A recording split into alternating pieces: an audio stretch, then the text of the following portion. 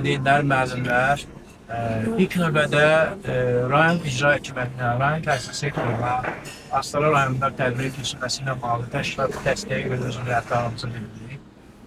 Tədbir Azərbaycan Respublikasının qeyri-hökumət təşkilatlarına Dövlət Agentliyi tərəfindən dəstəklənib Azərbaycan Valideyn İnstisiyasının həyata keçirdiyi layihədir və bu layihə artıq 4-cü rayondan həyata keçirilir.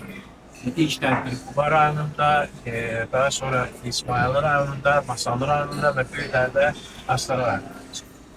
Tədbir valideyn müəllim əməkdaşlığının gücləndirilməsinə həsr olunur. Birazdan mən bu tədbirlə bağlı təqdimat verəcəm. İcazə versəniz sözü demək açılış üçün bir nömrəli məktəbin direktoru Rəna xanım. Salam, xoş gördük hamınızı, əziz həmkarlar. Hörmətli Şahin müəllim, sizi bugün burada görməklə çox şadıq. Mən də sizi həm Astara Təhsil Sektoru tərəfindən, həm bütün Astara Təhsil İctimaiyyəti tərəfindən salamlayıram, xoş gəlmişsiniz deyirəm. Aynı zamanda rəhbərlik etdiyim Astara şəhər bir sənət, həm təhsil məktəbləri tərəfindən sizi burada görmək çox şadıq. Bir neçə təhsil iştirakçısı var ki, hansı ki əsasən müəllimlər, valideynlər və şagirdlərdir, məktəb idarəçilərdir. Onların içərisində müəllimlərlə məsələ aydındır. Müəllimlər daim təkmilləşməlidir və müəllimlərin təkmilləşməsi istiqamətində artıq uzun müddət proseslər gedir. Amma valideynlərlə işləyən demək olar hər hansı bir icra orqanı, xüsusi bir qurum yoxdur. Ona görə də tərbiyə də ailədən başladığı üçün, valideynlərlə işləyən heç bir qurum demək olar olmadığı üçün, cəmi bir neçə ictimai təşkilat, o cümlədən bizim üzərimizə, ölkə üzrə bu fəaliyyət düşdüyü üçün valideynlərin pedaqoji maariflənməsinə xüsusi ehtiyac var. Bu günlər isə biz valideyn-müəllim əməkdaşlığının hansı formaları olmalıdır, necə olmalıdır bu mövzuda istərdik sizin də fikirlərinizi alam. Və mən çox istərdim ki, başqa rayonlarda olduğu kimi sizin Astara rayonunun da, daha doğrusu bizim Astara rayonunun da təhsil göstəricilərini ifadə edəcək çıxışlarınızı görürüz. Yəni, bir valideyn kimi, bir müəllim kimi aktiv olaraq müzakirələrin gedişinə nə qədər çox aktiv müdaxilə eləsəniz, nə qədər çox bu məsələləri çözələsək və sizdən alınan təklifləri biz dövlət orqanları, icra orqanları, bu cümlənin bilim məclisi çatdırmaqla düşünürük ki, ortada olan problemlərin bir qisminin əllinə kömək etmiş olar. Bilirsiniz, son dövrdə məktəb haqqından da danışır. Məktəbdə baş verən proseslərlə bağlı da müəyyən narahatçılıqlar var. Uşaqlar arasında büyücü hadisələri, müəllimin Maral xanım, xoş gəldiniz. Əməkdar müəllim. Buyurun. İnşallah hamınız bilirsiniz ki, bura əsasən rayonun qaymaq müəllimləri dəvət olunub. Eyni zamanda bugün bizim şəhidimiz Pəncəlinin əmsi də burada iştirak edir. Ona da çox sağ ol verir ki, tədbirimizi dəyərləndirib, şərəfləndirib. Demək, valideyn və müəllim münasibətləri. Bununla bağlı çox təkliflər, çox fikirlər olur. Amma ortada bir ciddi proqram, dövlət sənədi, əhalinin ictimaiyyətin təklifi yoxdur. Valideyn-müəllim münasibətləri ənənəvi olaraq həyata keçirilir, müəyyən formalar vasitəsilə, amma yeni ideyalar, yeni fikirlər yoxdur. Necə etməli ki, valideyn-müəllim münasibətləri yeni mərhələyə qədəm qoysun? Məktəb bilirsiniz ki, təlim-tərbiyə müəssisəsidir, amma çox təəssüf ki, son dövrdə məktəb yalnız təhsil müəssisəsinə çevrilir, təlim müəssisəsinə çevrilir. Halbuki məktəbin tərbiyə funksiyası onun üzərindən heç kəs götürmür. Yəni, bu tərbiyə funksiyası da məktəbin üzərindədir. Bir çox müəllimlər sosial şəbəkələrdə, bir çox məsələlərdə bildirirlər ki, valideyn öz uşağını evdə tərbiyə verə bilmir, amma biz gəlib burada 40-30 uşağa, 20 uşağa tərbiyə vermək. Əlbəttə ki, bu ilk baxışdan haqlı görünə bilər, amma müəllimin funksiyasıdır. Çünki valideyn pedaqoji maariflənməyib, valideyn psixoloq deyil, valideyn pedaqoji təhsili yoxdur. Ona görə də valideyn istər-istəməz öz nənə babasından, deyək ki, böyüklərindən götürdüyü tərbiyəni həyata keçirir. Yəni, bu fəaliyyəti həyata keçirir. O nöqteyi nəzərdən valideynin belə qınamaq da olunur. Amma müəllim artıq psixoloqdur. müəyyən pedaqoji biliklərə malikdir. Və istər-istəməz müəllim istəyirsə ki, onun evlərdə dəstəyi olsun, evlərdə də bir neçə psixoloq olsun, onda müəllim birinci növbədə valideynlə işləməlidir. Valideyni maarifləndirməlidir ki, valideyn də evdə onun köməkçisi olsun, əvəzləyicisi olsun. İkinci bir məsələ var ki, valideynlər biz yardımcı insan kimi baxır, ailənin yardımı kimi baxır.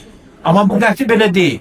Valideyn istər qanunvericiliyi aktlarımızda təhsilin sifarişçisidir. Bərabər hüquqlu tərəfdir. Sosial sifarişçidir.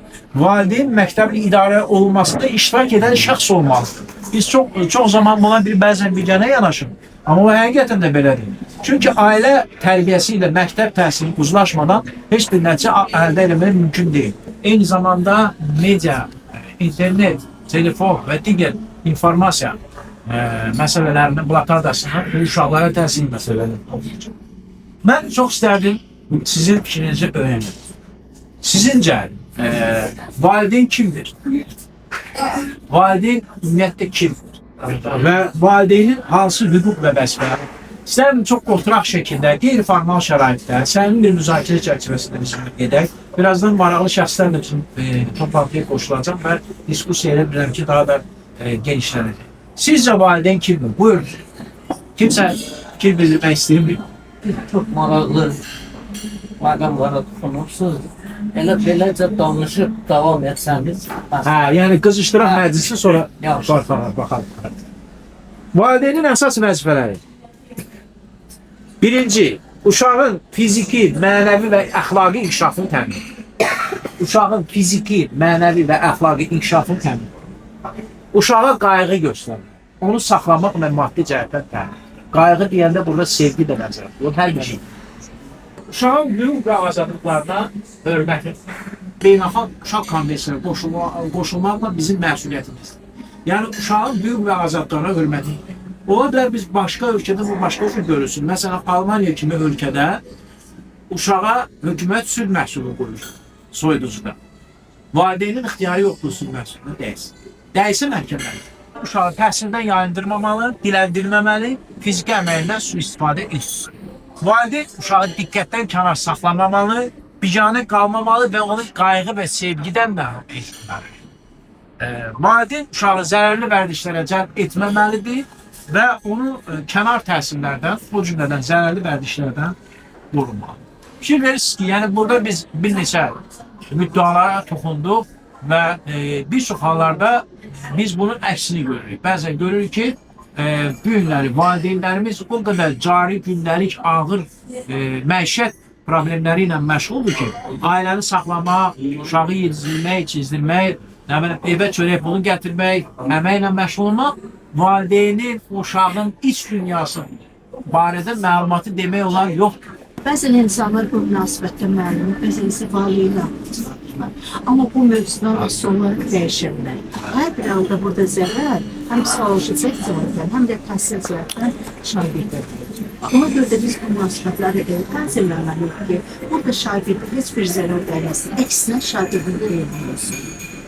Mən elə fikirləşirəm ki, əgər müəllimlə valideyn əlbir işləsələr, onlar bir nöqtəyə vursalar, bir şəxsiyyət tərbiyə etməsini fikirlər. Yəni, bunun tələblərdən cavab edən şəxsiyyət tərbiyə etmələri var. Əsasən burada, bəzən evdə müəllim, şagird, valideyn daha doğrusu, müəllimin burada aşılardağı dəyərləri evdə də var. Tutaq ki, müəllim şagirdə məsuliyyətli olmalı.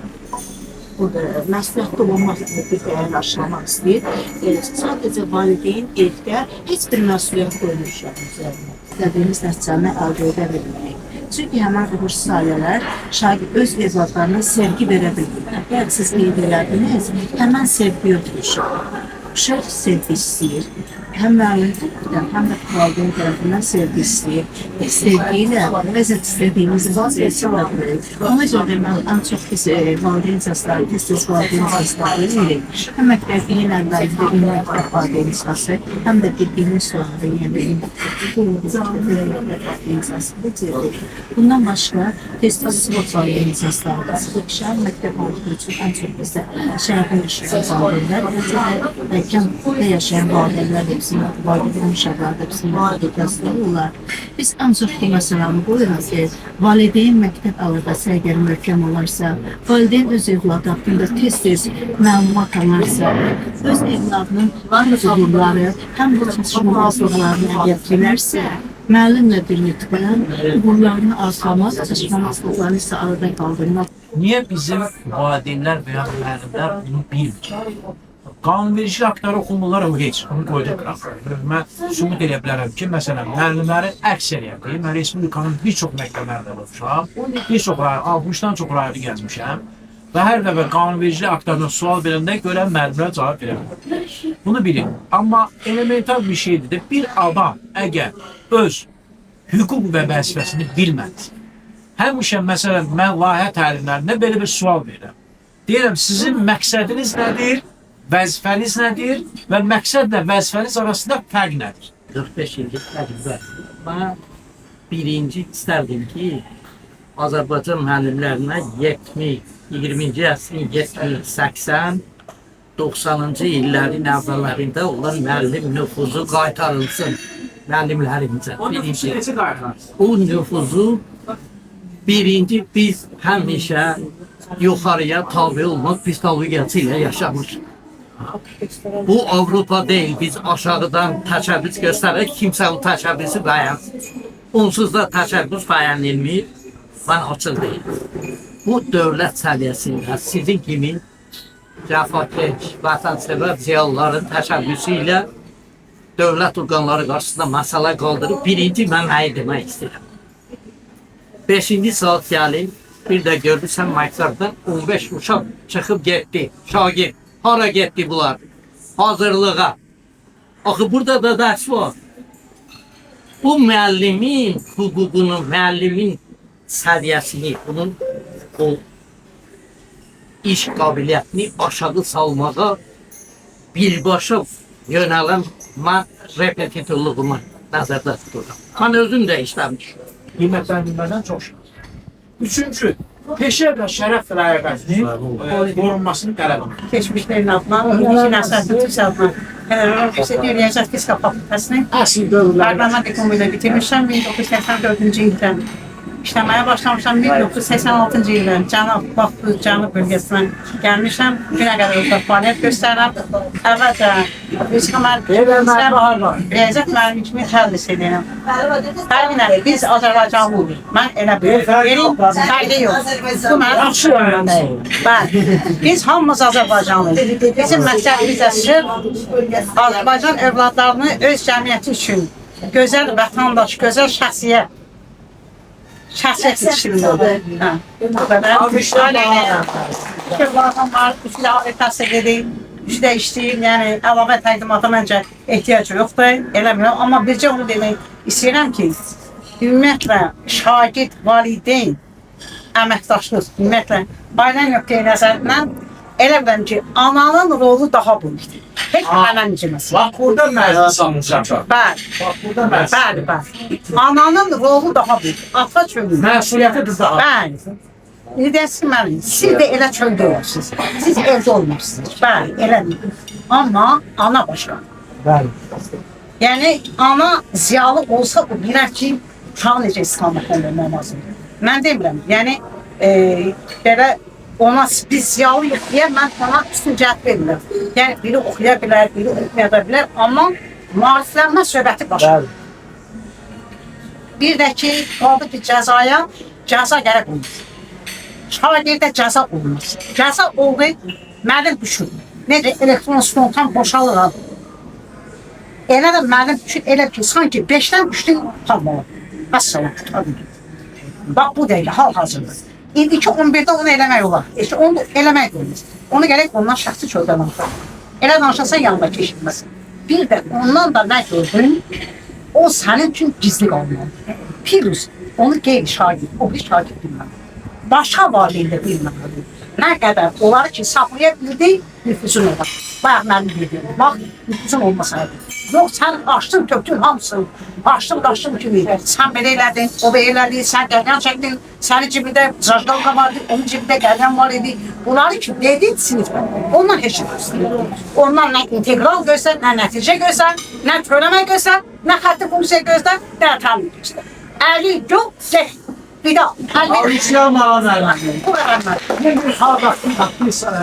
Müəllimin vəzifələri. Təhsil proqramlarını keyfiyyətlə tədris etmək, birinci keyfiyyətlə tədris etmək. Şagirdlərin bilik, bacarıq və səriştələrini inkişaf etdirmək. Vətənpərvərlik, humanizm və milli mənəvi dəyərləri aşılmaq. Mənəvi dəyərləri aşılmaq bu da bir vəzifədir. Peşə etikasına, qaydalarına riayət etmək. Yəni o şirlər məsələni həll edir. Və yaxud da ki, bəzən deyirlər ki, mənəvi tədbir var, psixoloji və mənəvi zorakılığa, psixoloji fiziki zorakılığa yol verilməlidir. Sizcə, əvvəlcə sualı belə dur. Sizcə, uşağa cəza olmalı ya? Olmalıdır, amma şiddət şəklində yox. Kim olmalı deyirsə, xahiş müəllim. 1, 2, 3, 4, 5, 6. Bəs nə olar? Hörmət verməli. Sevdiyi şeylərdən məlum edir. Rövşən müəllim, gəlirəm sənin məsələdir. Sevdiyi şeylərdən məlum. Əslində qalanda sevdiyi şeylərdən məlum etmək uşağa daha çox psixoloji qalır. Niyə?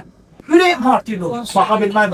Baxa o indiyə Yaxşı verir canım. İndiyə qədər mənim beynimdə, o alçılığında, o cəza indiyə qədər qalır. O mənə çox istərsin. İndi o üçün tüklərim biz. Yəni, sevdiyi şeylərdən məhrum eləmək çox qorxulu cəzadır. Çox qorxulu. Və psixoloji izmə. Məsələn, bu günləri sizin hər birinizin ən böyük cəzanız o olar ki, əlinizdə tutduğunuz o iPhone ya Samsung telefonu 3 gün sizin əlinizdən var. 3 gün siz o telefonsuz qalasınız. Ən böyük cəza olacaq. Benim kursunuz birinci tabi təmin eləmişəm. O oğlan prokuror mavini istəyir. Mənim şillə buna daymasaydı o açıqları olmaz. Elədi ki, var. Şirvəndən müəllim, onu deyə o O mənim bildiyim bir şey var da. Hərfizandır. Cəmiyyətdə burada işlənməli geri içəri. Atam mən görən kimi gördüm üzüm qıpqırmızı. Uşaq kökəlin gəlin kirayı. Kökəlin gəlin. Atam elə oldu ki, mən yiyip gəlin ki, kökəlmişəm. Amma mən ki, dayım bu fənd işləri. Şimdi bunun ki, bizim kızarsın, göz uşağın için kızarlar, yani kökəlin. Mən sonradan dedim ki, bu şeydən niyə olur? O pedagojik pərdəni götürür. Pedagojik pərdə deyilən işdir. O pərdə götürəndən sonra uşaq fikirləşir, müəllim mənə şillə də vura bilər, döyə də bilər, hər şey. O sevgisi də, o qayğısını kesib ikinci. O 2 nəfər bəfteri rozetkaya birdən biraz salacaqsın. Qəsdən deyim də testdən. Uşaq dedim, bəzən başınıza ala gəlir. Ölümdən, həyatımdan bezmişəm, mən 2 nəfər bəfteri topuracaq. Dedim, indi denən görüm qorxu necə istəyir. Dedi, qorxu əla istəyir. Çünki o məni təhlükədən qorudu. Mən fikirləşirəm, məni təhlükə. Bu yumşaq qorxu, yumşaq, insanı nədənsə qoruya bilər. Amma şillə artıq, nə deyim, nəticə. Deməli, bu şilləyə səbəbi öyrənməmiz, amma nəticə o gəlir, üzvə deyil. Nəticə artıq o pərdəni götürdü araya. Sən nə qədər də çalışsan ki, artıq o sevgi və qayğını ona ifadə edəsən, belə dünya ağacı da dırmaşsan sonra yerim. Məktəbdə uşaq uzun saçlı gəlir, oğlan uşaq. Baş vermişdir də belə bir hadisə. Deməkdə bir-birinin həmrəyliyi eləmirlər, göstərmirlər. Amma uşağa qarşı olan zorakılıqda həmrəylik. Və yaxud da sosial hüququn yoxdur, nə bilim, filan avtobus gelişmək ürək yoxdur. Bu məsələdə müəllimlər bir-birinə həmrəy ola bilir. Bizim Quran-ı Kərimdə ayət kürsü deyilən ayət. Nəcab, bir yalnızında mən, qızıl verməsə barışım, ikinci kişilərini doğular ya doğmayız. Elə bir ki, görək daşar. Hamı deyir ki, hə, mənim ikinci şeylə ehtimalım olur. İkinci şeylə gəlir. Mən şeyləri sakit, psikologsan da gələ sakitləşdirəsən, sən bir dayı da bunu qızışdırdın da. Dedi ki, bəs müəllim onda necə eləyək, bəs nə cür cavab verir və necə olsun? Dedim, qarşınızda durur gözəllik simvolu Monaliza Həsən. Yəni, xanımın əzmi. Ağlanmır, müqavimət göstərmir, qışqırmır, bağlarım. Sakit şəkildə durub dursan gözlərim için. Və onun gözündən meşədə yağan yağışın o damcısının yarpağa düşən şekli necə olur? Bax, yaş damcısı başlayıb almayan o Nizami təmsəsində kimi başlasa obrazı çalır. Bu kişi baxın Nusrət, görür ki, qalın yüksək bir mədəniyyət var. Bilmem, mənə daha cavab vermədi falan şeyler. Bu kişinin daxilində iki qüvvə başlayıb mübarizə. Biri nəfs, biri vicdan. Nəfs deyə əcəb eləmirsən, gel birində. Vicdan deyir, başını divara vurursan, gör bir kimi, xanımı sən xətrinə təqsən. Qəlbinə gir, könlünə al, səhv eləmirsən. Bu nəfslə vicdan arasında başlayıb mübarizə, bu gedib dörd divar arasında fırlanır. Nə qədər daş qəlbli insan olsa belə, o vicdan ona ixal olur. Deyir ki, get zarafata sal, yumora sal, falan elə bunun qəlbini vurur. Hətta onu eləməsə belə ürəyində qalır o. Bu kişilər belədir, ha. İki kişilər daşlar əmir. Ürəyində o xal qalır ki, bir bəhanə olsun, heç olmasa sabahları nəsə bir mövzu tapıb, satiradan bir yumordan zaten deyim, o qəlbinə mənə. Hamısı da bir vəzifədə falan da zaten. Ailənin portretini öyrənmək istedim ki, ailə daxilində nə var? Valideyn iclasıdır. Hansı ki biz həmişə valideyni orada aşağılayıq. Halbuki biz valideynlə orada əməkdaşlıqda canım. Elektron və rəqəmsal əlaqə. Maral xanım qoydu. Elektron və rəqəmsal. Açıq qapı gündə. Çay içir. Yəni gördüm sizi, çox şad oldum. Ümumiyyətlə müəllim, valideyn, şagird məsələsi bu dəqiqə cəmiyyətin ən mühüm məsələlərindən biridir. Biz özümüz rəzakıyıq. Bilirik də, yəni düşüncaq məsələsi var. Mən elə bilirəm ki, müəllimdir düşüncağın ən böyük ucağı qarşısında duran tərəf. Çünki biz aparıcı olmuruq, biz şəxsiyyət yetişdiririk, təhsil veririk, öyrədirik. Onu vətana, yəni bizim öz ölkəmizə lazımi vətəndaş yetişdiririk. Yəni cəmiyyət vətəndaşı yetişdiririk. Bütün bunlar üçün, yəni biz öz var gücümüzü sərf edirik, bu öz ilmində. Burada məni bayaq sual verdi, mən yerdən bir balaca qeyd elədim. Yəni biraz indi isə yəni deyirəm ki, bizim vəzifəmiz çox böyükdür. Qaldı ki, şagird bizim ikimizin arasında qalmışdır. Çox yaxşı olardı ki, bizim fikirlərimizlə valideyn fikirləri üst-üstə düşsün. Üst-üstə düşəndə bu effekt daha yaxşı olur. Yəni, məsələn, müəllim qeyd elədi, dedi ki, bəs valideyn müəllimi qonaq çağırsın. Mən elə ailə, elə şagird tanıyıram ki, məsələn, mən bu il iki sinfi mən müqayisə eləmək istəyirəm. Mənim 6-dan 11-ə qədər bir sinif aparmışam, bu il onlar 11 idi. 5-ci sinifdə də bir təzə yenidən riyaziyyat dərsi götürmüşəm də bu. Yəni, 5-ci sinifin səviyyəsi ilə 11-ci sinifin səviyyəsi inanın ki, tam fərqli bir şeylər. Tam fərqli bir şeylər. Həm il baxımından, həm də dünya görüşü baxımından.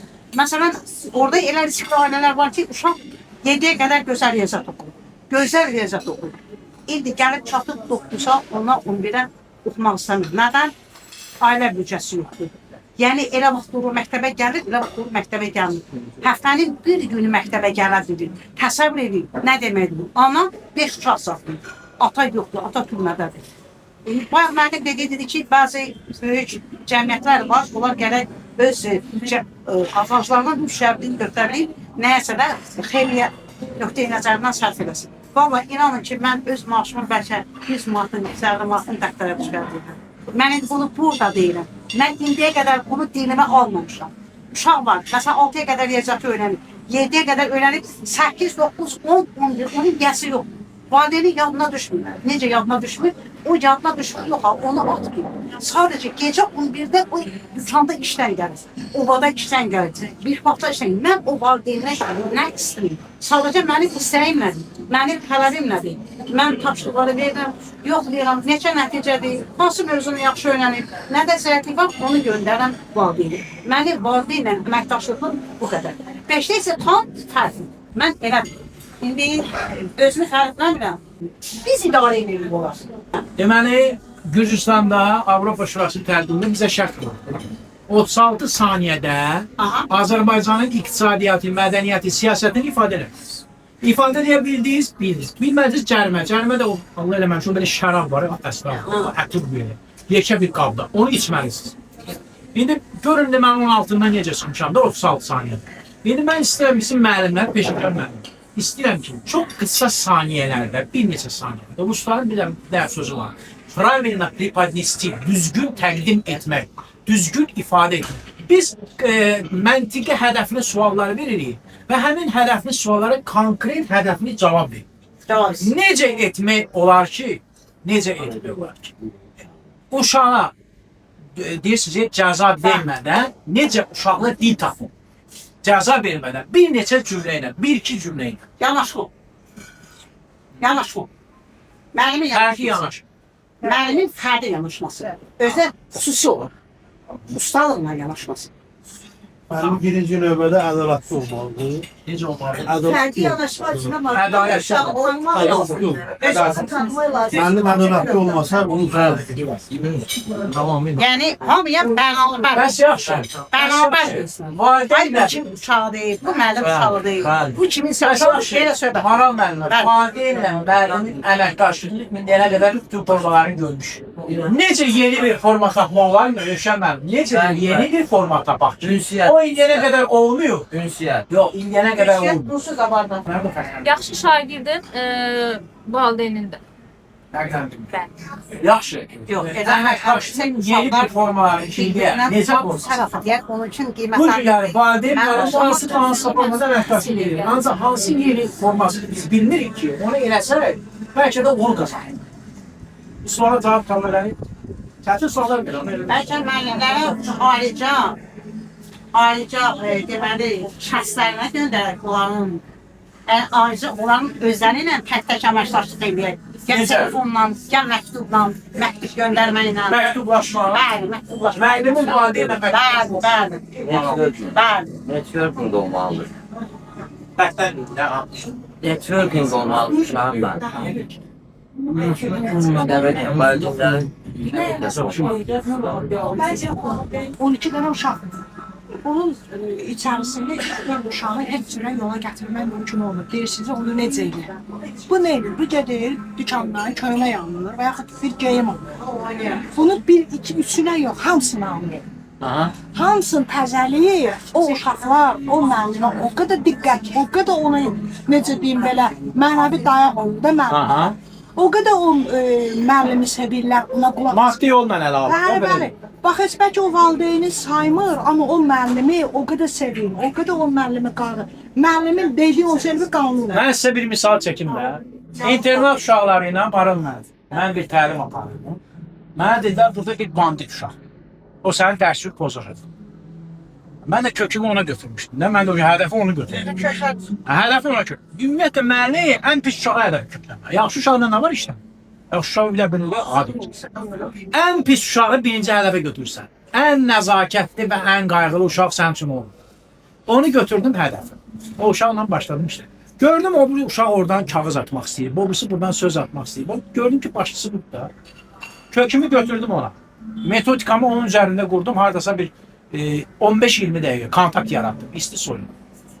Bayıra çıxanda eşitdim ki bunun krediti də var. Krediti var. Uşağın krediti var. Borcu var. Dostlarından öyrəndim. Bunun borcunu da həmin dəqiqə həll elədim. Deməli buna mesaj gəldi ki sənin borcunu həll edir.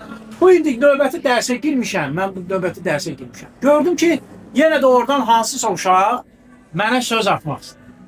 Bu uşaq durdu ayağa, hə, bandit də uşaq. Dedi ki, bugündən sonra birimiz bu müəllimin ünvanına bir güldən ağır söz deyəsiz. Ha. Mənim qabağımdasınız. Bugündən sonra o müəllim mənim mənəvi atam. Bu dərəcə.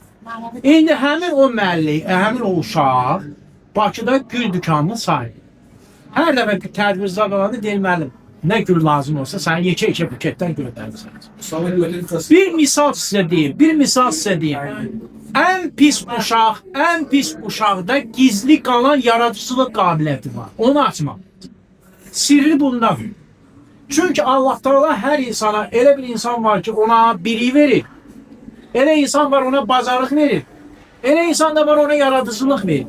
Elə insan da var ona belə deyək, heç nə vermir deyə o dəli olur da, o uşaqda axmaq olur da, belə bizim dillər, el dilində desək. Amma o uşaqda elə gizli yaradıcılıq var. Onu açsan, görərsən hamıdan qabiliyyət. İnandırım sizi, o internet uşaqları ilə mən işləyəndə onlarda elə qabiliyyətlər aşkar edir. normal məktəbdə təhsil alan uşaqda o qabiliyyəti yoxdur. Və yaxud da bir misal çəkirəm sizə. Bilirsiniz ki, Azərbaycanda təmir olunan və təmir olunmayan məktəblər var. Qazaxda Qori Seminariyası adlı bir bina vardı da, bilirsiniz, taxtadan belə sınıq salxaq bir bina. Mən getmişəm ora. Və indi siz görün o sınıq salxaq binada nə qədər dahilələr yetişir, o Qori Seminariyası. Amma indi o Qori Seminariyasının yanında 7 təzə məktəb tikilir, gözəl, çılçıraqlı məktəb. İndi onu təhsil göstəriciləri almaq. Mən bilərəkdən bunu götürmüşəm bir neçə məktəbləri, yüksək təmirli məktəblərlə təmirsiz məktəblərin göstəriciləri müqayisə eləmiş. Faiz. Görmüşəm ki, 70% tikilisi zəif olan məktəblərin göstəricisi, tikilisi yaxşı olan məktəblərindən yuxarı. Bunu sirrinə. Deməli, uşaq çətin vəziyyətdə daha öz enerjisini toparlayır, nədir, immunitetini gücləndirir, başlayır maraq, təsir almağa. Amma yaxşı çılçırağı məktəb başlayır nə eləməyə? Arxayınlaşır. Deyək ki, hər şey burada var. Tənbəlləşdir. Buna deyirdim, Said, sən bir də o müəllimənin dərsində dinci olmasan, səni buradan götürüb düz evə gələcək, atan yanı. Said elə bir oğul oldu ki, Şuşanın alınmasında göstərdiyi igidliyə görə medalını aldı. Bu dəqiqə xüsusi təyinatlı qüvvələrdən. Gələcəyi çox parlaq olur. 20 nömrəli məktəbdə bir dənə uşaq vardı. Uşaq çox dəcəl uşaq, xoliqan uşaq. Müəllimlər dedilər ki, bu uşaq bizə imkan verirlər. Məktəbi dair, bu uşaq dair bezmişik. Biz də o vaxtda Xocalı faciəsi ilə bağlı bir səhnəcik hazırlayırdıq. Dedim, verin ona erməni olur. Bir dənə avtomat verin. Erməni rolunu verin, avtomatla verin ona. Bu uşaq elə bir erməni obrazı yarattı ki, Malik Dağda az qala cavan qulaq əl çalsın, bu uşağın artisti ilə. Bayra çıxanda hamı mənim bu əməli başlı. Triyarcı olmuşlar bir şey, artistdir, bu uşaq əməli başlı. Zauşlar yığıldı, direktor yığıldı, uşaq başladı şikayət edir. Bunlara denən ki, mənim qiymətlərimi kəsməsinlər. Bilə-bilə mənim qiymətimi kəsməsinlər. Mən dedim, bax, mən bu uşağa nəzarət edəcəm. Onun Cəsarət Universitetə qəbul olmasına çalışacağım. Onun qiymətlərini qaldıran yüksək səviyyədə. Bu uşaq doğrudan o institut üçün yanıldı. Bu uşaqda kültürlü istedad olur, yanacaq. O uşaq doğrudan neydi? Artıq İncəsənət Universitetini tutarır, artıq teatrda, aksiyon. Yəni, bu belə həyat təsvirlərində var. Ona görə də biz keçirik Çaykovun fabrikasında müzakirə edəcəyik. Amma bundan qabaq mən belə bir şey eləmək istəyirəm. Çünki niyə görə iştirakçılar aktiv deyirlər? Ona görə ki, bir-birlərini tanımır. Bir-birlərini tanımaq üçün biz belə əqrəb şəklində, belə deyək də, başdan ayağa olaraq hər bir adam bir neçə saniyə özünü təqdim edir, hansı məktəbin təmsil edir, valideyn müəllimdir və bu valideyn müəllim əməkdaşlığı ilə bağlı təklifində verə bilər və tədbir haqqında fikrini verir. Hər bir kəs bir dəqiqə ərzində ya bir neçə saniyə ərzində, biz nə qədər saniyə ərzində özünü təqdim edir. Onda biz hamımız birbirimizi tanıyandan sonra nahar fasiləsində artıq bir-birimizdən daha yaxından tanış olduqdan sonra artıq naharın yekununda mənə gəlir biz nəticəyə gəlirik. Salam, hər vaxtınız xeyir olsun. Hamınızı görməyə şadam. Rəşidova Vüsalə Mahmud qızı bir saylı orta məktəb təmsil edirik. Həm özüm həmin məktəbi bitirmişəm. Zamanında, indi də 2 övladım orada təhsil alır. Hal-hazırda dövlət qulluqçusuyam. Astara Dövlət Azər İnkişaf Mərkəzində çalışıram. Ehtiyac zabitəm. Dövlət qulluqçusuyam. Qazi ailəsiyəm. Hərbisi ailəsiyəm. Sinif valideyn professor. Deməli, ailənizdə nizam. Bəli, bəli. Siz necə fikirləşirsiniz? Cəza lazımdır yoxsa yox? Vaxtında cəza olmuş bir uşaq kimi düşünürəm ki, və meydandadır da müəllimin dediyi kimi, o anamın cəza metodları olmasaydı, düşünürəm ki, bunların heç birini əldə edə bilməzdi. Qısaca bir nümunə gətirirəm, əgər cəza verirsinizsə. Deməli, hər bir uşaq kimi musiqi məktəbinə mənim olmuşdular. Anamın böyük ideyaları var idi, Bakılı qızı idi, rayonda piano məktəbində. Mən də balaca uşağam, oynamaq istəyirəm, qoğlan oynamaq istəyirəm, piano mən istəmirəm də. Yəni atam, Allah rəhmət eləsin ölənlərimizi, məni çox sevirdi, çox əlgöy saxlamışdı. Deyirdi ki, mənim qızıma dəymir. Piyano çalırdı, mən çalmaq istəmirəm. Dəyməyin ona, siz deyən kimi hüquqlarını istəmir çalmadı.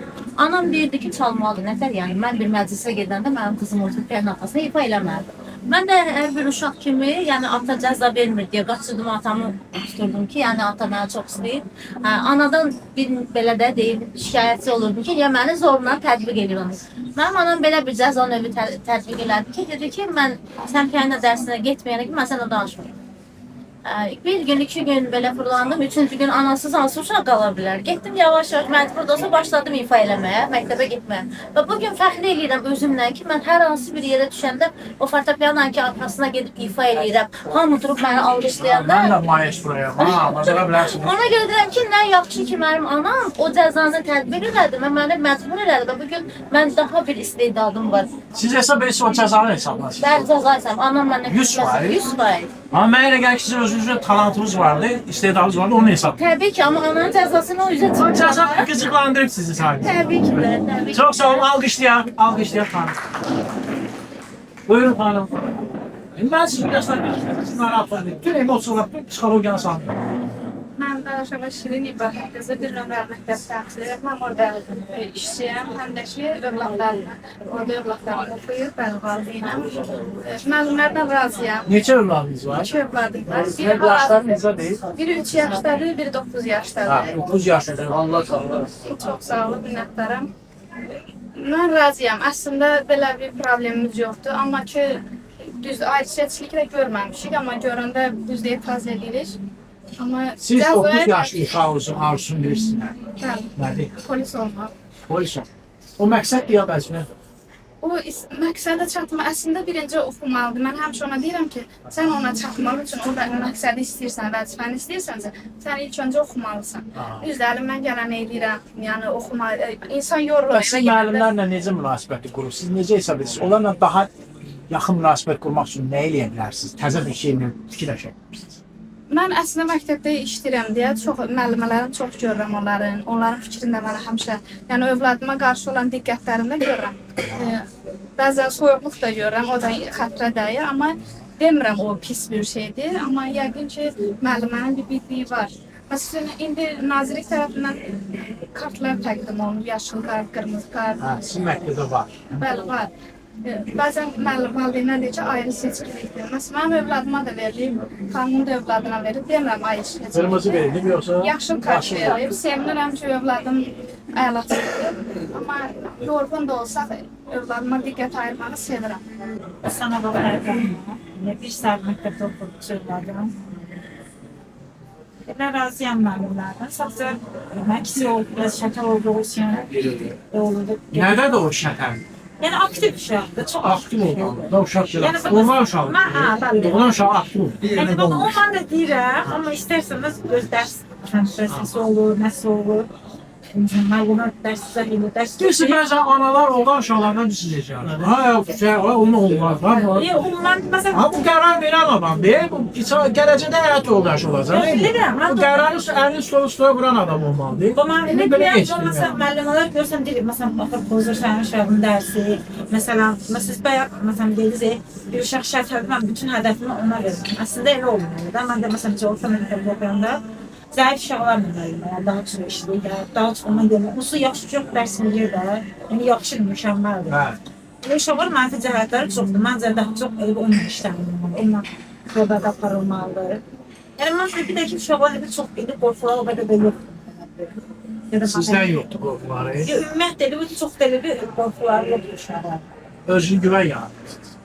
Ola bilər bəlkə. Alqışlayan xanımlar, çox sağ olun. Gəldi dedi, nə dedi? Sarı götürdü əlbət sonra xanım, görək nə dedi? Çox xoş gəlibsiniz Astaraya. Həmişə belə tədbirlər olsun, bizim valideynlər yığılsın. Gözəl sözlər ürəyindən nə gəlirsə öz sözlərini desinlər.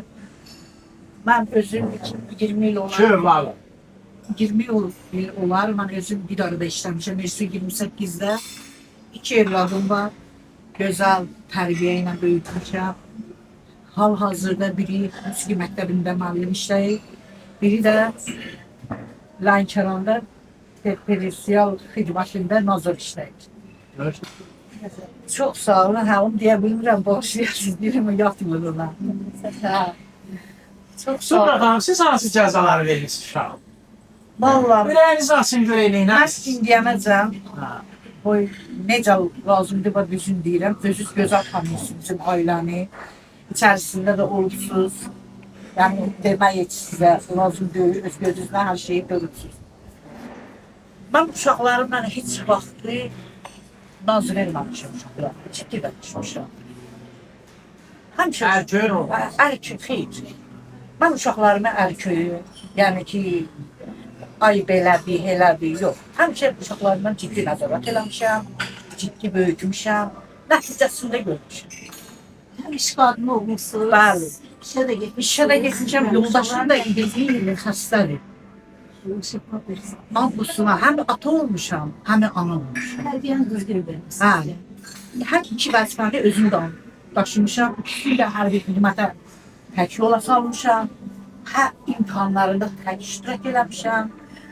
Bütün işə girmək imtahanı ilə, məktəbə girmək imtahanı ilə hamısında özüm tək-təki, yəni onları özümdən acı qoymamışam. Qoçiniz mənim, buradan görürsünüz ki, söhbətdən təklif yapsınız. Belə o, mən son üçün qızmışam da bəs. Belə valideynləri bizlərdə tutmalı. Valideyn görüşləri. Güclə tapışdı, astırıb. Mən heç vaxtı müəllimlər, mən istəmişəm müəllim mənim uşağıma ciddi rəftar eləsin. Yəni, mən heç vaxtı müəllimlə günah bilmərəm. Mənim uşağım əgər bir müəllim bir uşağa söz deyəndə, cəza verəndə, ya ona acıqlananda, gör o müəllim nə qədər əsəb keçirir. Nəyə görə? Müəllimə xoşdur bə ya. Amma elə valideyn var, müəllimin üstünə elə şığıyır. Müəllim, mən elə valideyni heç görmək istəmirəm. Bəli, mən elə valideynləri görmək istəmirəm. Halbuki o öz uşağın öz evində bilir, necə uşaq yola salır. Öz uşağın gözəl bilir. Özün cəmiyyət içində, gör ki, bu belədir, xeyr, elə bir şey yoxdur. Onsuz da bura astara bu boydana yerdir. İnsanlar tam bir-birini tanıyır. O Bakı döyür, Şəki döyür. Buradan Lənkərandan kim kimdir hamı bilir. Onu demək lazımdır. Artıq mən deyərdim ki, bütün səlahiyyətlər müəllimlərdə olmalıdır. Onsuz da çox evlərin, çox valideynlərin bu dəqiqə mən nə qiymət verirəm, kim mən necə başa düşürmüş. O qədər mən söz. Alışya sonra valideyn bildi. Buyurun. Gəldi qardaş görəydi. Mən də inşallah bir sayılı məktəbdə oxuyur. Yəni 3 dənə inşallah oradadır hal-hazırda. Böyük oğlum inşallah bu il 9 qurtardı. Yəni müəllimə yenə hamı bilir. Mən inşallahdan razıyam. Yox sizdə oldu, yoxsa yoldaşınızda? Onda. Onda. Onlar ikisi yaşına da anlatmır. Pul sizdə oldu. Pul. Deyil, pul sizdə oldu ya. Adətən biz eşitmişik ki, pul kişidə olur. Yəni nə qədər çıxmaqda məsələn qoyur var. Hə, siz çox xərcləyirsiniz. Yox, xərcləmə nəsə oradan çıxarırsan deyirəm. Yəni mən onu demək istəyirəm ki, yəni məktəbdə təməl necə qoyulursa alqalda, inşallah o tamam alqalını elə gedəcək. Yəni bizdə birinci kəmal, məxad müəllimə necə qoymuşdursa, qiymət müəllimə sağ olsun ki, axır ilə elə apar. Valideyni də məktəblə əlbir işlər. Yəni mənə zəngdə gələndir, nəsə Məhəmməd edir. Düz indiyəcən gəl, Məhəmməd nəsə edir. Bir daha ki, nə şikayət mən inşalların ikisini də gördüm ki, yəni inşalların ikisi də belə qızlı bir oğlan yəni əsasən böyüklər. Yəni mən əydin həmişə bir nömrəndə mən razılıq gəlir, musiqi məktəbindən də mən razılıq gəlir ki, maşallahı birincidir. Uşağın həm anası, həm də atası var. Bu da bu günlərdir bizim məclisdə bunu bir iki dəfə səsləndirdilər. Sonra dedi ki, amma mən Azərbaycan xalqı qarşısında etiraf edirəm ki, mən uşağın atası olarım. Atadan informasiya ingilis tədqiqatıdır. 7 dəfə uşağa test çatır, nəinki ana. Biləsiniz. Ana uşağa 3 dəfə desə bu kitabı oxu, uşaq hörməti varsa oxudursa oxudur. 4-cü dəfə başqa üsullara gəlir. Ata bir dəfə gəldi ki, bir nə iş görmüsən, uşaq rəng alır. Niyə? Genetik olaraq atadan informasiya uşağa 7 dəfə test çatır. Təbabətdə krioterapiya deyilən bir üsul var. soyuqla, azonla müalicə, yəni dəriyə soyuğun istidən daha tez hopması. Bax, atanın informasiyası da genetik olaraq uşağa o cür çatır. Ona görə əziz qadınlar, əziz analar. Biz bilirik ki, sizin məsuliyyətiniz bizdən daha çox. Biz bilirik ki, bəlkə də məsuliyyətiniz çox olmasa da, yük sizin üzərinizə çox düşür. Bunu da gözəldir.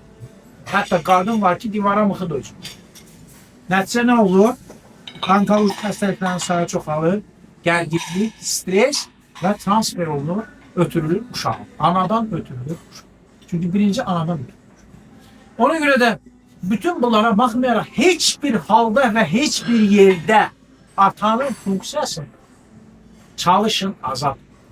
Bizim elə analarımız olub ki, var ki daha. Şəhid övladı gəlib deyib ki, ana mənə pul verir, atası şəhid. Şəhidin pencəyi asılıb 5 il qadaş qapda. Deyib ki, atanın cibindən götür. Ata qoyub sanki. Ana qabazla pulu qoyub atamın cibinə. Yəni pulu mən vermirəm, atam verir. Atam pul verəmir. Mən pul verən deyil. Uşaq gedib, ana dedi ki, ata qoyub sanki. Yəni ana atanın obrazını, rolunu ailədə artdırdığına görə özü üçün, tərbiyə üçün ikinci əlavə bir resurs mənbəyi açır. Çünki həqiqətən də atanın uşağa təsiri çox. Biz bəzən bunu gözlə görmürük. Elə bilir ki, ana gecə gündüz uşaqlansa, deməli ana gecə gündüz. Xeyr, ana gecə gündüz uşaqla artıq bütün pərdələri götürür. Zarafatlaşır da, deyir də, qışqırır da, dair həngamə. Amma ata elə deyil, ata ayda elə bir dəfə görür, yəni gündə bir dəfə görür, görmür. Yəni artıq o yeni bir obraz görür.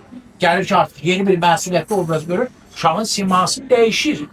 Ona görə də çalışmaq lazımdır ki, ailələrdə o atanın o itirilmiş obrazını və bugün üçün itirilmiş obraz. Həqiqətən də böyük itirilmiş obraz. Biz qaytaraq. Mən həmişə bu hədisi misal çəkirəm ki, Fatimə-i Zəhran yoldaşı gəlir evə, deyir, evdə yeməyi nə var?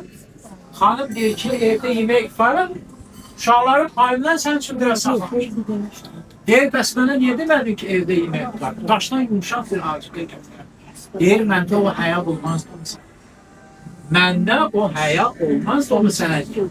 Amma bu gün evə kişi boş gələndə az mən evdə cəsarət olsun. Yəni, bu paradokslar var. Biz görür, ananın demək, mərhəməti obrazına bax və atanın qaldırdığı yüksək hörmət hissi ki var. Mənim təşkilatın rəhbəri vardı, yaradıcısı vardı. Həyanə xanım. Mən tanıyan olmaz, rəhbət edir. Çox belə, o belə. Hamı bu insanı əzazil bir xanım kimi tanıyırdı da, belə diktator kimi. Sözünü də hətta Misir müəllim ondan çəkinir, ona hörmət edirdi, o vaxt nazir olanda. Əlini stolun üstünə vurdu mu? Direktorlar əsir dolu görəmdə. Direktorlar fikirləşir, Həyanə xanım gəldisə qanımız gedir. Haradasa bir səhv yapacaq, qanım işdən gedir. Belə bir direktorumuz var. Amma inandırım sizi, onun bir həyat yoldaşı var, penitensiar xidmətdə tümbə rəisi işləyir. Maşını sürəndə bunu aparanlar. Həyanə xanım bunun yanında elə bir ki, bir quzu ki. Səsini çıxartır. Biz hamımız Həyanə xanımdan elə qorxulduk ki, Həyanə xanım gəldi. Özümüzü yığışdıraq, bir neçə metrədən özümüzü yığışdıraq.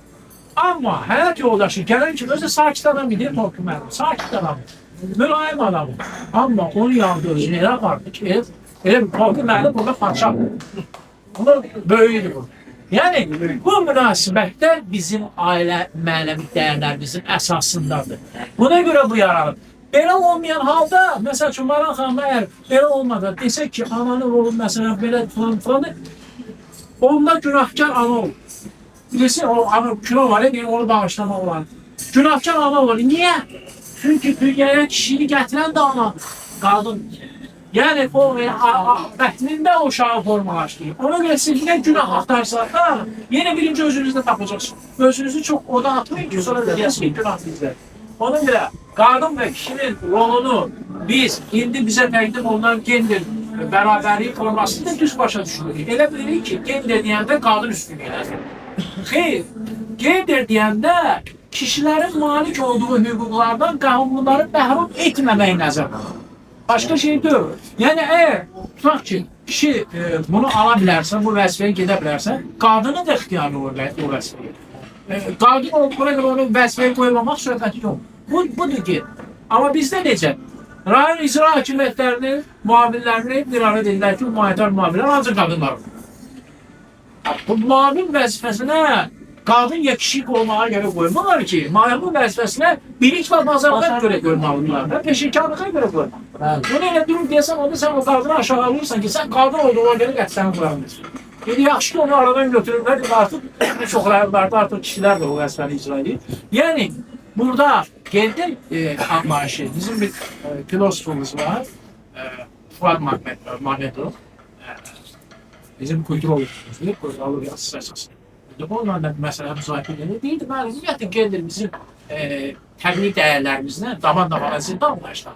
Amma buna baxmayaraq onun yaxşı xüsusiyyətləri var, sadəcə biz onu düzgün anlamadık. Düzgün anlamadığımız üçün də bunu qanun üstünlüyü başa düşür. Burada üstün cinsdən söhbət gedir. Burada yalnız və hüquqların imkanlarından söhbət gedir. Heç kəsi oyundan məhlum etmir.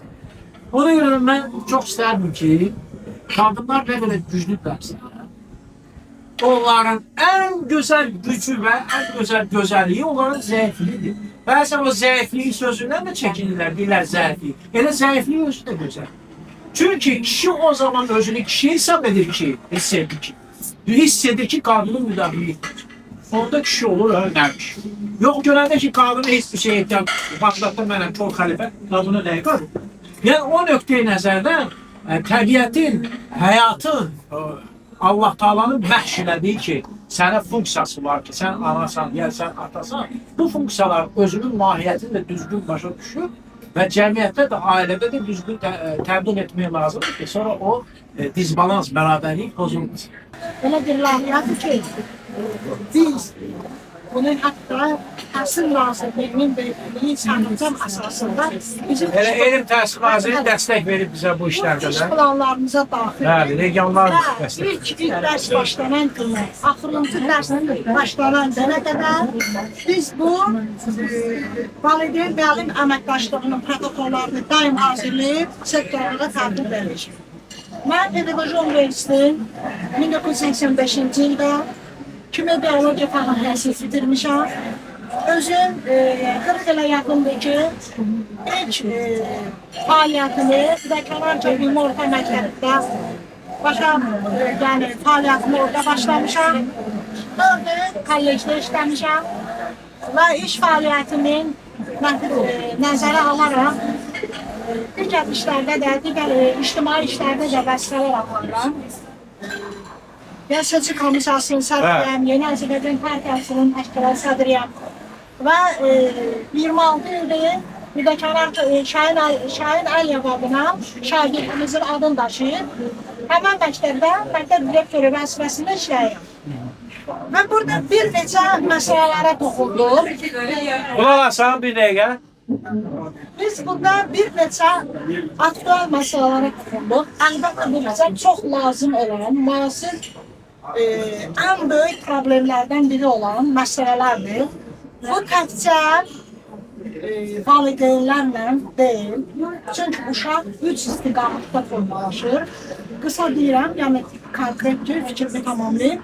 Biz əlbəttə burada tökülük ki, müəllimin uşaq məktəbdə formalaşır, uşaq ailədə formalaşır, uşaq hətta cəmiyyətdə də formalaşır.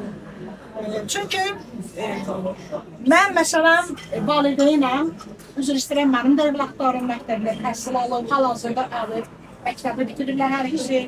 Biri mayor vəzifəsini daşıyır, biri də müəllim vəzifəsini daşıyır. Mən belə götürürük ki, uşağa nə cəza vermirəm. Mən indiyə qədər heç bir uşağa cəza vermirəm. Özüm çox... Deməli, cəza vermədən də uşağı yüksək səviyyəli uşaq yetişdirmək olar. Nəyə ehtiyac var da cəza verək? Bayaqdan əsaslandırır ki, cəza lazım. Düz istəyirəm, mən heç bir uşağa indiyəcən cəza verməmişəm. Nə üçün? Mən o qədər ciddi bir müəllim olmuşam. İnanın ki, bəlkə indi mənim burada şagirdim oturmuşdu bayım.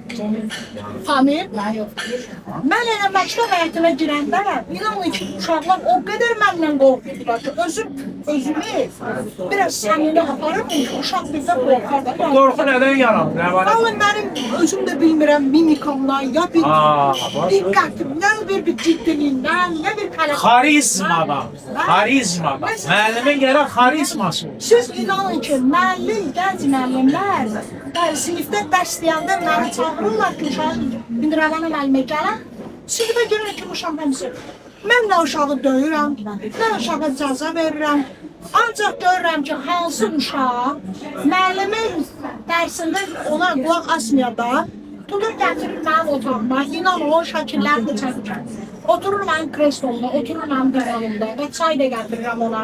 Onunla söhbət aparıram ki, sənə nəyə ehtiyacın var, nə istəyirsən və ona mənəvi dəstək də olurum. Nə lazımdır da, yəni elədiklərimiz də. Uşaqlar bilsələr ki, siz onu kresloda otuzdunuz, birdən dəcəli eləyərlər ki, desin ki, bax elə görürlər ki, bax elə həyata girirəm, ibtidayda oxuyurlar, nə aşağıda. Məni görür ki, mən məqalı geri otururlar. Niyə otur? Ana işləyir, mənə gəlir. Dedi, evdə birinci ananın rolu böyükdə. Ana onu erkən gətirir, 8-də qoyun ki, 9-u yazı başlayır. Uşaqda refleksləri alıb, Rəvana mənim kabinetə açan ki, mən oturmalıyam onda. İnanın, o qədər özlərini sakin, müəlliməsi gələnə qədər təhsil verir, bax, get uşağın dərsi var. Yəni, mən belə rəhbərəm, belə... Necə hesab edirsin? Belə bu mövzunu biz davam etdirəyik. Necə hesab edir? Bu tədbirlər lazımdır mı, yoxsa? Əlbəttə lazımdır. Bir şeydə misal gətirir. Mənim anam, mən 3 saylı məktəbin mazunu olmuşum. Mənim anam sabahsız olur, niyə olur? Sizin ananız savadsız ola bilməz. Belə savadda olub ki, siz yetişir. Yox, indi deyirəm, amma sabahsız olur, oxuya bilmirdi. Onu sal verəcəm, amma sən nə vaxt dünyaya gəlirsən, deyərdi, türkülər, tüt ağacı nə vaxt gətirir, mən onu, deyərdi, onda bayanda sən dünyaya gəlirsən. Yəni, bu bilməzdi, oxuyub yazmayı bilməzdi. Niyə? Çünki onun bütün qardaşları, 6 qardaşı olub, hamısı da profesör, alim olublar, həkim olublar. Bütün evladları da sabah. Bəli, bütün evladlarında onu da dağılır. Hətta bacısı da alim olur. Bilmirəm, indi bəzilərini desəm, tanıyır da demirəm. Hətta biz 6 baş ailədə evlad olmuşuq. Mənim atam təşviş komisiyasının sədri olub. Revizor işdir, rəsvəli şəxsi olub. Amma mənim anam, bax inanın, o deyirsin cəza verir. Arxada bir dənə qaranlıq otaq var idi. Hansı uşaq? Siz sözə başlayırsınız. Deməli sizin də qaranlıq otaqda o cəzanı aldınız. Harizma qorxusu da oradan yanır. Məsələlər açılır yavaş. Bax orada bizim bir, bax həmişə dedəyim ora baxıram. Amma bu yeni bir təklifdir. Nə qaranlıq otaqda. Atamın evi də Ərçivanda oldu. Yəni, amma biz aslanı. Vallahi elə Ərçivanın adını eşidəndə elə xarizma yaradır, cəmal ola bilsin biraz qorxuyor. Bax inanın ki, mənim anamın bizim xəbərimiz olmadan 6 baş ailədə, Bakı Dövlət Universitetinin Mulk Fakültəsinin qardaşı oldu. O biri bacım xaricdə, o biri dil əməliyyatı, özüm məsələn. O biri qardaşım hamısı oxumuşuq, niyə? Bir də görərdik ki, bir dənə qadın girdi, əlində zonkun qarışır. Bizim xəbərimiz yoxdur, mənim anam gəlib, bütün bir müəllimlərdən soruşardı, yenə də gizli gedərdi. Bu da maraqlı metoddur. Deməli, valideyn dərviş kimi gəlib gizli müəllimlərdən soruşub vəziyyət necə gedir. Allah hamdırsa, başlayın. Yeni ideyalar çıxır. Mənim deyirik ki, biz ayrı. Hər sinifdə də gəzəl var, hər sinifdə də biz uşağın tərbiyəsi deyə bilmərik. Amma çuluqsu deyə bilərik, uşaq ərköyün ola bilər. Bizim ailədə də bir dənə qardaşım çuluqçu idi. Bütün müəllimlər ona şikayət elədi, vəssalam. Deməyi soyuzmamış. Başlayaq. Rəvanə müəlliməni biz tanıyırıq. Ona görə gəlin bir dənə güclə alışlayalım. Və yeni sözlə verir Rəvanə müəlliməyə. Keçək naharımıza. Yemək soymamış. Rəvanə xanım, siz də son sözü deyin. Tədbir haqqında biz keçək sərbəst bir... Tədbir bağlanışı deyil. İlk əvvəl mən burada iştirak edən bütün müəllimlərə, bütün həmkarlarıma təşəkkür edirəm. Yəni bəziləri məzuniyyətdə olmasına baxmayaraq bizim tədbirimizə qatıldılar. Öz dəyərli fikirlərini söylədilər. Amma ən əsası sizə təşəkkür edirəm. Çox sağ olun. İstəyərəm ki, bu görüşlərimiz tez-tez olsun. Hətta məktəbə də. Dəvət edirsiniz gəlin. Dəvət edirsiniz gəlin. Alqışlayaq Rəvanə xanımı. İndi sərbəst naharımızı yeyirik. eləyirik. Sərbəst söhbətimizi, naharımızı eləyirik. Nahardan sonra, hələ heç yerə getməmiş, çox xahiş edirəm. Nahardan sonra bir ümumi şəkil çəkirik. Çünki bu nahar vaxtında mən bəzi informasiyalar verib, yekunlaşdırarım. Bizim daha bundan sonra davam eləmək, müzakirə eləməyimizə ehtiyac qalmayacaq. Mən ona görə naharı saldım ki, bir yerdə bu müzakirələrə gəlin. Yox, siz rahat çörəyinizi yeyirsiniz artıq. Demək, belə bir təklif gəlmişdi biz tərəfdən ki, məktəblərdə siniflərin hamısında kameralar verir. Böyük bir müəllim ordusu bu təklifə əvvəlcə əleyhinə getirir. Mən də müraciət elədim bu müəllim ordusuna ki, siz bunun əleyhinə niyə gedirsiniz? Nədən qorxmusunuz? Nədən çəkirsiniz? Müəllimə inamsızlıqdır, mənim xeyr. Mən 12 il müəllimlər institutunda pedaqoji işçilərə dərs deyəndə, müəllimlər qaçırdı dekana ki, qoy o müəllimlər. Əgər sizin dərsiniz yaxşıdır, keyfiyyətlidirsə, həmin kameralar sizin elektron arxivinizi yaranacaq və istənilən digər müəllim də həmin elektron arxivini baxıb sizin dərsinizdən nümunə götürür. Valideyn evində oturub internetlə sizin dərsinizi izləyə bilər. Heç valideynin məktəbə gəlməyinə deyil. Məktəbdə force major halları, yanğın, fövqəladə hallar, building, hansısa uşağın bir-birinə qarşı təzyiqi, ya müəllimin uşağa qarşı təzyiqi halları tamamilə yox edilir. Xoşagəlməz hadisə məktəbdə baş verəndə, necə ailədən hadisə baş verir. Artıq bu məsələ hamısı fiksasiya eləməkdir. Yəni elektron arxiv artıq imkan verir. Müəllim də bir balaca öz məsuliyyətini artırar. Hiss edər ki, mənim dərsimə baxırlar. Himayət baxır, cəmiyyət baxır, Rövşən müəllim. Ona görə də müəllim də daha da məsuliyyətini artırır. İndi bu təklifimiz onsuz da verilir şirkətlərə. İnşallah ki, yəni ki, növbəti mərhələlərdə bütün məktəblərdə, siniflərdə də kameralar quraşdırılacaq. Hətta bunun əleyhinə gedənlər bir argumentdə də dedilər ki, uşaqların şəklini çəkmək olmaz, uşaqların videosunu çəkmək olmaz, falan eləmək olmaz. Biz onlara da bildik ki, bütün məktəblərin koridorlarında kameralar var. O uşaqlar gecə-gündüz qaçırlar oraya, gecə-gündüz qaçırlar. Yəni, onların videolarını bu şəkillər. Yəni, bu onun üçün deyil ki, uşaqların videosunu harasını mübahiş edir. Bu, sırf dərs prosesini çəkməkdir, dərs təcrübəsini toplamaqdır və bu da bir nəzarətin, məsuliyyətin və inkişafın bir göstəricisidir. Uşaqlara qarşı building hadisələri, uşaqların bir-birləri ilə müvazibəti problemləri var. Emil müəllim, Rövşən müəllim, həmin uşaqların bir-birinə qarşı building hadisələrində də biz rast gəlirik. Bu da təbii ki, həmin müəllimlərin, onların müəllimlərinin yaratdıkları nəticədir, artıq səbəb deyil, nəticədir. İstər bu kameralaşma olsun, istər deyək ki, hər müəllimin özünün uşağa ilkin kontaktı bu problemlərin hamısını heç endirər. Və uğursuz ailələr, uğursuz ailələrin məktəbə təhsil edir. Tədqiqatlar göstərir ki, məktəblərdə təhsil alan uşaqların demək olar artıq əksəriyyətidir, ailə problemləri. Hər 5 ailədən biri boşanmışır. Və əslinə qalanda bunun sosial səbəbləri də var, informasiya səbəbləri də var, qlobal informasiya təhlükəsizliyi səbəbləri də var, dəyərlərlə toqquşma səbəbləri də var, çoxdur səbəblər. Amma yenə də bu, hər iki tərəfin bir-biri ilə ünsiyyət və diyaloqun ilginin qurulmamasına irəli gəlir, psixogen vəziyyətinin, psixoloji gərginliyin olmasından irəli gəlir, stresin işləməyindən irəli gəlir. Ona görə də məktəb psixoloqlarımız da bunun öhdəsindən hələ gələ bilmirlər.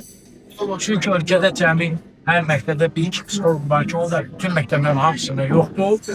Və eyni zamanda da siz demişkən bəzilərinin də özlərinin psixoloq lazımdır. Və psixoloji işin təşkili də Rövşən müəllim bayaq qeyd elədiyi kimi gərək valideynlərin özləri ilə pedaqoji maariflənmə olsun ki, hər evdə də müəllimin bir psixoloq olsun. Valideyn vasitəsilə bir psixoloq. Ona görə də bu işdə yenidən qurulmaq. Biz güman edirik ki, bizim bu apardığımız maarifləndirmə işləri dama olsa, bir alim olur, deyir ki, gedib deyir ki, mənə bir stəkan meyvə süzülür. Neçədir bunun qiyməti? Deyirlər ki, 2 manat.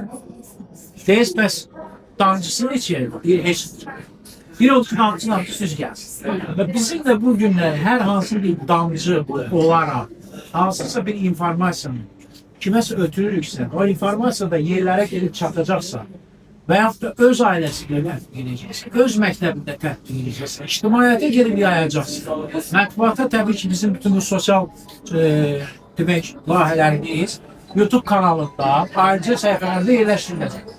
Sizin də olaraq çıxışımız da YouTube kanalında yerləşdiriləcək, baxacaqsınız.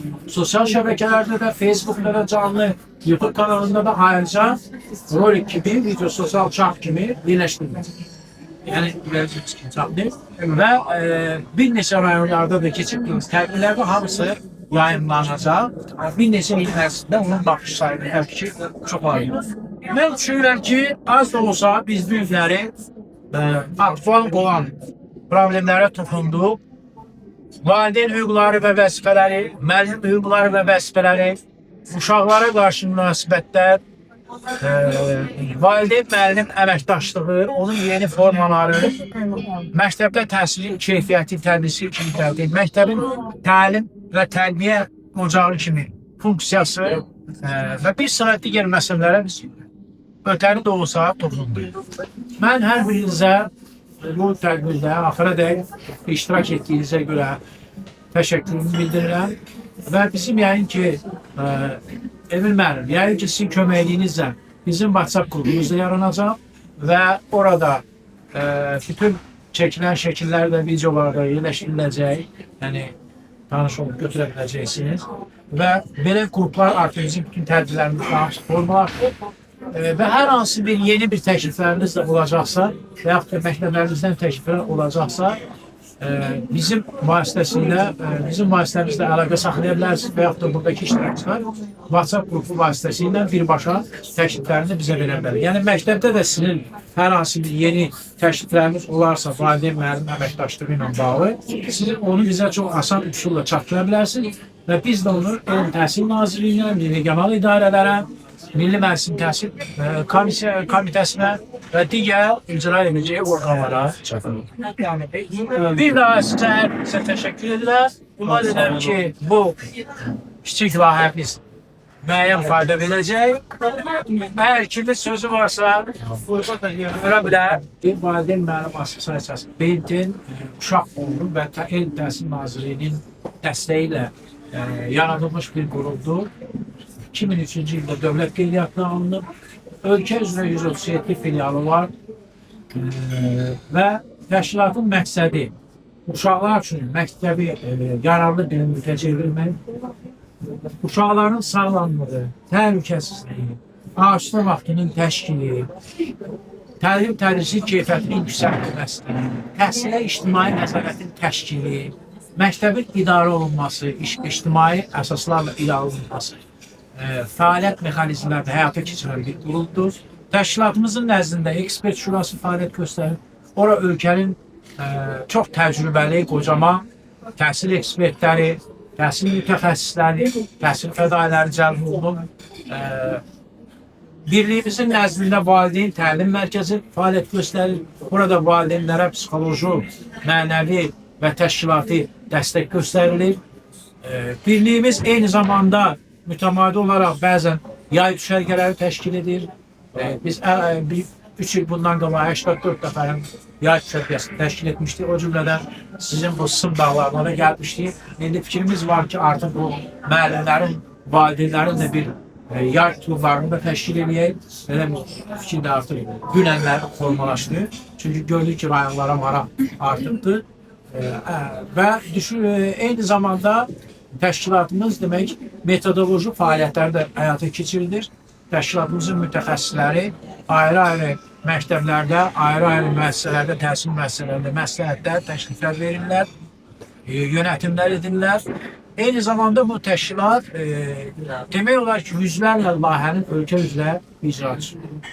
O layihələr içərisində valideyn forumları, valideyn müəllim əməkdaşlığına aid olan tədbirlər, Məktəb Uşağın Dostludur layihəsinin təhsil keyfiyyətinin yaxşılaşdırılması, məktəblərdə sağlam gigiyenanın qurulması, məktəblərdə maye sabun kampaniyası və bir sıra onlarla sadalaya biləcəyimiz layihələr, keçmişdən gələcəyə toplaşaq muzeylərə, mədəniyyət abidələrinin demək səfərləri və bir sıra digər demək layihə və forumlar bizim təşkilatımız həyata keçirir. Təbii ki, bu yeni bir formatdır. Hələ bizim cəmiyyətimiz hələ bu assosiasiya dərindən öyrənməyib. Amerikada bu assosiasiya ən varlı və ən populyar qurulur. Onun iclaslarına hətta senatorlar, qubernatorlar, vitse-prezidentlər gedib iştirak edirlər. Bizim cəmiyyətdə bu təzədir. İnkişaf etmiş ölkələrin əksəriyyətində, Finlandiyada, Polşada və digər Avropa ölkələrində valideynlərin assosiasiyaları çox populyar bir qurulur. Azərbaycanda yenidir, baxmayaraq 2003-dən fəaliyyət göstəririk. Amma Azərbaycanda valideyn icmaları sistemi hələ formalaşmadığından bizim üçün hələ tam şərait yaradılmayıb. Biz bəzi məktəblərdə ancaq nümayəndəliklərimiz var və o məktəblərə nəzarət edilir. O məktəblərdə ölkənin ən qamalcıl, ən nüfuzlu məktəblərdir. Güman edirəm ki, 4500-dən yaxın məktəblərdən ən az 2000 məktəbin bizim nəzarətimizdə olsaydı, bizim təhsilimiz tamamilə başqa cür görəcəyiniz, təhsilimizin ümumiyyətlə keyfiyyətində başqa cür görəcəyiniz, məktəbləri kamp şəklində görəcəyiniz. Yəni, məktəb həm uşaq məktəbə qədər təhsil, həm düşərgə, həm kamp, həm istirahət ocağı, həm sanatoriya. Yəni, belə demək olar, bizim təhsil inkişafı strategiyasında bunlar var. Gələcəkdə bütün məktəblərimiz belə qurulur. Amma bizim təşkilatda artıq tabeliyyədə olan məktəblərin bəzilərində biz bunu qurmağa bacarmışıq. Bizim 67 nömrəli məktəbimiz var ki, Sabunçuda əyalətdir ki, onun daxilində elə bir muzey yaratmışıq ki, o muzey bəlkə də İstiqlal Muzeyi ona rəqabət apara bilər. Yəni ki, gəlib görəsiz ki, uşaqlar üçün elə məktəb canlı muzey yaratmışıq hər mərtəbəsində. Və uşaqlar bu muzey eksponatlarının heç birinə əldən toplayır. Yəni gəlib baxırlar, hər şey, özü canlı əşyalardır, hər bir şey, şəhidlərin partalarından tutmuş, ta ki, belə deyək ki, qədim əlyazmalara qədər o muzeyə biz təmin etmişik, daha doğrusu məktəbi təmin etmişik muzey əşyaları. Yəni, məktəbin özü bir muzey. Belədir, bəzi məktəblərimizdə oxu və əyləncə zalları yaratmışıq, bəzi məktəblərimizdə öz fəaliyyət dərnəkləri yaratmışıq. Əslində bizim bugünkü funksiyamız Sovet dövründə pioner, komsomol, oktyabr, həmkarlar ittifaqının görə biləcəyi işi ümumi millət görməsi. İndi bizdə də var uşaq birliyi, həmkarlar ittifaqı falan. Amma onda görürsünüz də ayda ilə bir dəfə kimsə sanatoriya göndərərlər ya göndərməzlər. Ya uşaq birliyi ayda ilə nəsə bir şey dəftər cızmaqara eləməz. Amma real işlər olur ki, uşaqlarla real aparasan onları təbiətə, valideynləri aparasan, valideyn müəllim və şagirdləri aparasan təbiətə, təbiətin qoyunda interaktiv dərslər keçirsən, bizim belə bir layihələrimiz var. Yəni, bu tipli layihələri həyata keçirmişdir. İndi artıq yavaş-yavaş Təhsil Nazirliyi, digər təhsil strukturları və digər qurumlarla bizim də praktik əməkdaşlıq edirlər, artıq regional idarələr də bu layihələr işlədə dəstək verirlər və güman edirəm ki, fəaliyyətimizi daha da genişləndirib, rayon idarəsi ilə əlaqələrimizi daha da qurub, mütləq rayonlarda bizim fikrimiz var ki, gələcəkdə daimi fəaliyyət göstərən qayıt şərqələr var. Daimi fəaliyyət göstərən qayıt. Biz buna nail ola bilsək, ölkədə məqsədə bu işi biz çox gözəl şəkildə durarıq. Ona görə hamı bu işə qoşulsa, mən düşünürəm ki, biz belə bir şərqələri inşallah ki, orada valideyn də dincələcək, müəllim də dincələcək, uşaq dincələcək. Belə bir şey. Bir daha hamıza təşəkkür edirəm. Çox sağ olun. Gəzmək istəyir. Əvvəlcə bir şəkil çəkək burada.